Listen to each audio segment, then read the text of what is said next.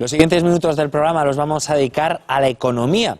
No hay día que dejemos de hablar de ello y eso es mala señal. Haremos un recorrido por los distintos sistemas económicos de la historia reciente e intentaremos saber cuál puede ser el mejor para el futuro. Para ello contamos con Daniel Lacalle, economista y gestor de fondos de inversión y autor de este libro que nos acompaña, Viaje a la libertad económica. Muy buenas tardes, bienvenido. Muy buenas tardes, gracias. Bueno, en su libro comienza diciéndonos que hagamos lo que queramos, pero con responsabilidad. Es decir, que con responsabilidad y conocimiento ¿no estaríamos inmersos en la crisis en la que estamos o no? Por lo menos, desde luego, no hubiésemos hecho lo que hicimos en el año 2008, que fue redoblar la apuesta de gasto civil, de obra civil, de inmobiliaria, ¿no? Hubiéramos tenido, por lo menos, la conciencia de que estábamos en una enorme burbuja, que esa burbuja tenía que pincharse y que había que limpiar el sistema y que mientras se pinchaba se tenían que tomar medidas de mucho calado, de reforma, para evitar que se generase un aumento enorme del desempleo, y en cambio lo que hicimos fue redoblar la apuesta, ¿no? Entonces yo creo que muchas cosas, desde luego, se hubiesen hecho de otra manera, se hubiera llegado a una situación menos dramática que la que hemos llegado, ¿no? Claro, usted habla de libertad económica. Sí. ¿Cómo se consigue eso realmente?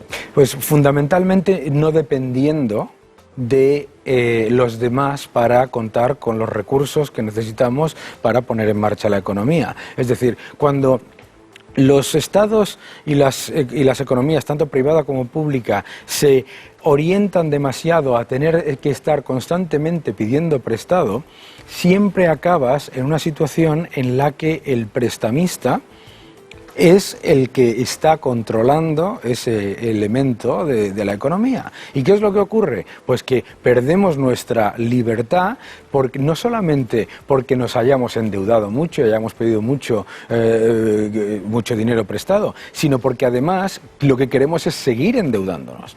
Entonces estamos atados de pies y manos y claro, pasamos de un entorno en el que decimos está bajo control, no pasa nada, tenemos poca deuda, podemos gastar más, tenemos margen, lo que se habla ahora tanto de que tenemos margen, ¿no? Tenemos margen y entonces de repente un día te despiertas y no tienes margen. Entonces, la libertad económica es entender los flujos de capitales en el mundo y que no se puede utilizar un sistema crediticio y financiero, que es un instrumento, para depender de ese instrumento. Yo trabajo en los mercados financieros, pero me hace mucha gracia que estamos en una economía en la que la gente dice los mercados nos atacan o nos controlan y sin embargo lo que queremos es más todavía, porque lo que queremos es endeudarnos todavía más, que nos presten todavía más. Bueno, pero de todas formas hay muchas voces que señalan al sistema capitalista, al capitalismo, como máximo responsable de esta crisis. Claro. No sé cuál es su opinión realmente. Pues yo le diría a toda esa gente que viese la prosperidad que han tenido las clases bajas y medias durante toda la época de sistemas capitalistas, y en los sistemas capitalistas, como analizamos en el libro, en muchos distintos países, y que lo compare con los sistemas intervencionistas y asistencialistas. ¿Y cuál es el problema de los sistemas no capitalistas? Sobre todo lo que yo llamo el colectivismo.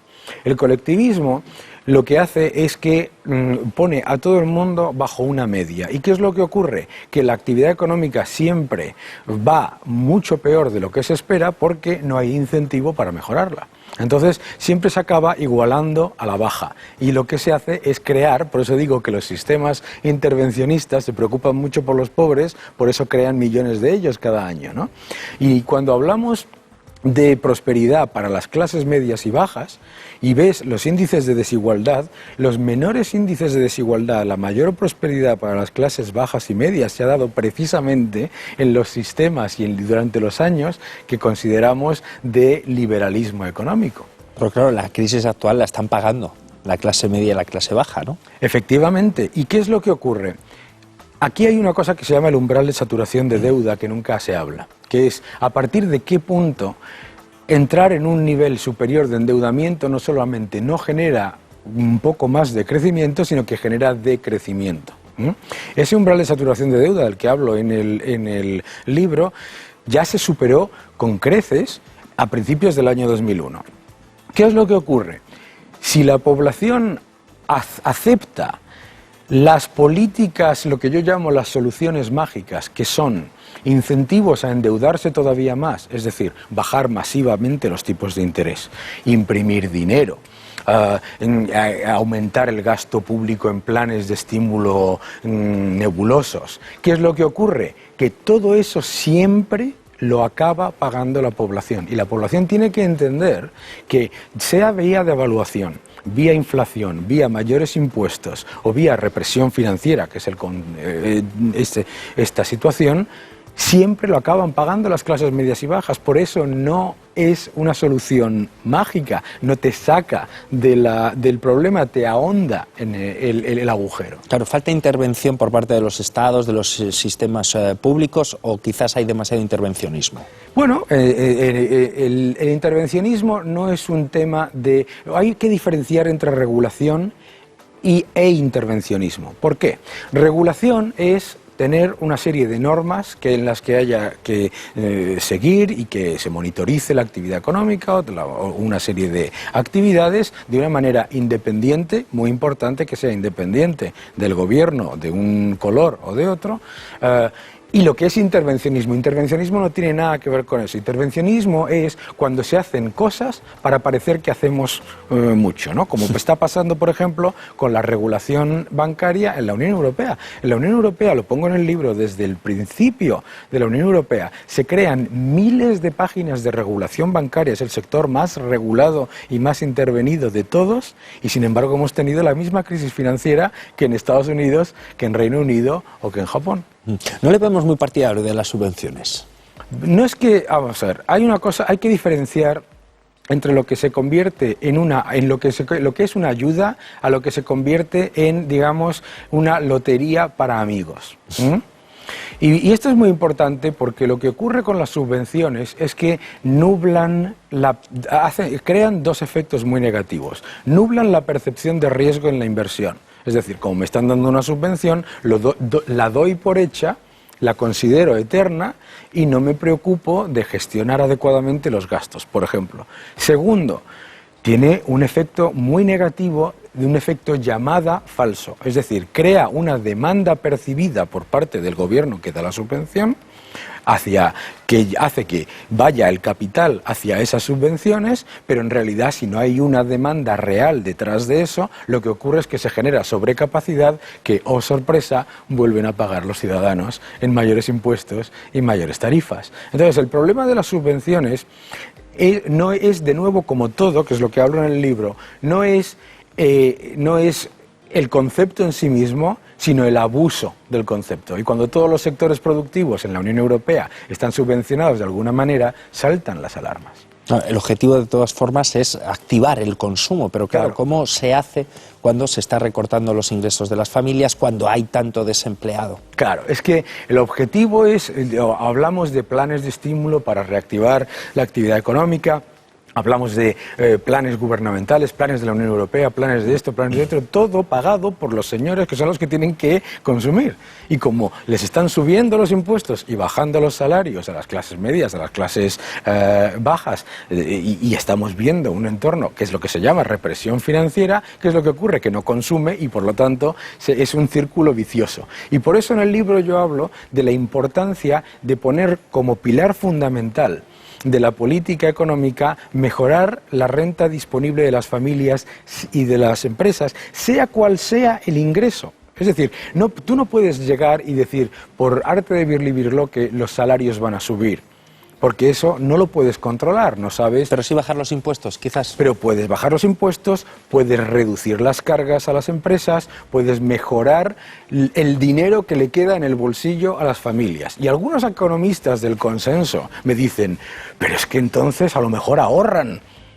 Y es que el ahorro es esencial y nos olvidamos del tremendo efecto multiplicador positivo que tiene en una economía muy endeudada como es la española o las europeas en general, de empezar a ahorrar, empezar a reducir la grasa del sistema privado y público para luego reactivar la economía. Si empezamos por la casa por el tejado, que es la subvención que viene pagada por impuestos, nunca va a pasar. De hecho, la Unión Europea se gastó en el año 2008 hasta el 3% de su PIB en planes de estímulo y destruyó 4,5 millones de puestos de trabajo, que no puede haber un track record, un historial de peor éxito, ¿no? Claro, usted conoce la mayoría de las economías mundiales. Yo no sé si habría un claro ejemplo o un modelo a seguir. Suecia, Japón, me viene a la cabeza. A ver, yo creo que es que lo que digo en el libro es, todos los modelos son interesantes, pero ninguno es algo que, digamos, tenemos que copiar. ¿Por qué? Porque no podemos decir, tenemos que hacer como Japón. No, porque no ahorramos como los japoneses.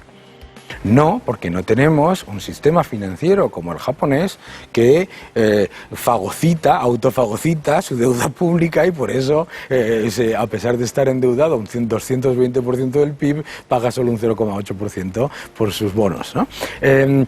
Tenemos que aprender sabiendo lo que somos, no pensando en lo que nos parecería que podríamos ser tal vez dentro de 10 años, sino sabiendo lo que somos. Y sabiendo lo que somos significa que esta es una economía, la economía española y la economía de los países periféricos de la Unión Europea es una economía muy orientada a servicios, muy cíclica. Muy cíclica significa que cuando las cosas van bien, van muy bien, por eso el potencial de crecimiento es muy alto, pero cuando las cosas van mal, van muy mal. ¿Y qué es lo que ocurre? No podemos poner a esas economías muy cíclicas los mismos gastos fijos que tienen economías que son más estables. Y tampoco podemos empezar la casa por la ventana diciendo tengamos los gastos fijos primero y luego hagamos la economía estable. Tienes que tener primero la estructura económica y de libertad económica y de comercio que tienen esos países que les permitió llegar a ese nivel de gasto. Claro, Daniel, usted defiende mucho la inversión venga de donde venga. ¿Esto es así? ¿Todavía no lo controlamos mucho en este país? A ver, yo creo que la inversión, yo defiendo la inversión privada y la inversión extranjera porque tiene dos efectos positivos. El primero es que es gente que toma riesgo, sabiendo las cosas buenas y las cosas malas. Pero segundo, tiene un efecto publicitario muy importante. Es decir, cuanta más inversión extranjera viene a España y más empresas extranjeras se montan en España o en Reino Unido o en Japón o en donde sea, mejor se percibe la idiosincrasia del país y los diferentes puntos de la cultura y de la forma de trabajar de esos países porque el mundo entero lo conoce. Es decir, eso que nosotros llamamos la confianza, no es la confianza, es que la gente está viendo que merece la pena invertir y merece la pena ese proceso retroactivo de generar crecimiento entre países. También habla sobre los recursos naturales, la importancia de saber aprovecharlos. ¿Lo hacemos mal en España? A ver, hay una cosa que yo siempre digo, es que cuando me están proponiendo algunos economistas de consenso, tenemos que hacer como Estados Unidos, pero no queremos desarrollar nuestros recursos naturales. Y el mayor estímulo que ha tenido la economía norteamericana en los últimos 8 años ha sido que ha encontrado petróleo y gas hasta convertirse en prácticamente independiente energéticamente, desde luego en gas y dentro de muy poco en petróleo. Eso es un estímulo muy superior al 2,5% del PIB anual. Ahora, ¿qué es lo que ocurre? No podemos buscar ser sistemas similares a los países productores de petróleo sin producir petróleo. Es lo que yo llamo, no se puede ser Venezuela sin petróleo, no se puede ser Bolivia sin petróleo. Porque cuando nos ponen como ejemplo, hay que hacer como Ecuador, hay que hacer como Bolivia, hay que hacer como Estados Unidos, señores, es que hay un elemento esencial que es el coste que sufre las empresas y las industrias, que es el coste energético que llega al 30% de los costes totales. Entonces, cuando no manejamos nuestros recursos energéticos o nos volvemos demasiado generosos y lo que hacemos es lo contrario, que es tener un sistema energético extremadamente caro, ¿qué es lo que ocurre? ¿Por dónde viene el ahorro para ser competitivo? Por los salarios. Porque las empresas que cada vez ven sus gastos energéticos subir cada vez más y sus costes fijos subir cada vez más porque suben los impuestos, ¿qué hacen? Bajan los salarios de las personas y entonces no se genera crecimiento económico. Hay que entender ese pilar esencial de gestionar, de que la energía tiene que ser barata para empezar Y luego hablamos de muchas otras cosas, pero si no empezamos por barata, estamos poniéndonos una zancadilla en el pie para poder seguir creciendo. Daniel, ahora que se acaba el tema de los salarios, hablemos un poquito del euro. Usted vive en Londres, donde allí viven de otra moneda, la libra. ¿Deberíamos de salir de la moneda única de Europa? No, porque yo creo que cuando hablamos nos olvidamos de lo que fueron las devaluaciones competitivas en este país. Y es importante, en el libro lo comento también, tener memoria histórica y el daño que sufrió la economía por las devaluaciones competitivas de los años 90, que nos llevaron a prácticamente ser incapaces de entrar, de ser incapaces de entrar en la Unión Europea. Y tenemos que ser conscientes de lo que la Unión Europea y el euro han hecho para la economía española. Es decir, si nosotros tuviésemos la peseta o una moneda adicional, te garantizo que este gobierno, el anterior o el anterior, se hubieran puesto a devaluar como locos, como locos. ¿Qué es lo que ocurre cuando uno devalúa como loco? Que se te disparan los costes de las importaciones, se te pone el déficit por cuenta corriente, el déficit comercial se te va por todos lados. Además, no se solucionan los problemas estructurales y tampoco mejora significativamente el paro, que es lo que está ocurriendo en las economías que hacen eso. Tenemos que diferenciar los países que controlan el flujo de capital hacia ellos, que atraen capital, Reino Unido es uno de ellos, para controlar precisamente el efecto negativo de la devaluación. Y esa situación nosotros no tenemos esa capacidad, ni la teníamos tampoco. O sea, yo siempre digo que en esta guerra de endeudamiento, devaluación, impresión de moneda, no es una guerra, una carrera a ver quién gana primero, es una carrera a ver quién pierde primero. Porque cada vez que pierde uno, los líderes del proceso de atracción de capital, que son Estados Unidos, Japón y Reino Unido, siguen manteniéndose como activo de bajo riesgo. Entonces, copiarlos es un error, es un error. Es lo mismo que si yo me pongo en una carrera de Fórmula 1 detrás de Ayrton Senna y de Niki Lauda y voy a la misma velocidad que ellos. Ellos han subido, uno se murió y el otro sufrió un grave accidente, pero yo hubiera caído rápidamente. Y así es como funciona el sistema. Desafortunadamente, entonces, si rompemos precisamente ese intentar copiar a los grandes en lo malo, porque a mí me encantaría que copiásemos a esas economías en lo bueno, que es lo que digo en el libro, cambiarían mucho las cosas, ¿no? Y dejaríamos de perder siempre los mismos, ¿no? Y dejaríamos de perder siempre los mismos, porque otra cosa que cuento en el libro es, ¿cuáles son los países emergentes? Los países emergentes de hoy en día son los países emergentes de cuando yo salí del colegio. Los mismos, los países emergentes no emergen. Y la razón por la que no emergen es porque llevan a cabo las mismas políticas que les recomiendan los que llevan a cabo, Fondo Monetario Internacional, etcétera, etcétera, los que llevan a cabo estos procesos, pero que tienen el beneficio de la atracción constante de capital que no lo tienen los países emergentes. Entonces vienen los shocks como los que tuvimos aquí con la deuda soberana, o como la crisis latinoamericana, o como la crisis asiática. Pues Daniel Lacalle, aquí lo tenemos que dejar. Gracias por ofrecernos este viaje a la libertad económica. Muchísimas gracias. Mucha suerte. Muchas gracias.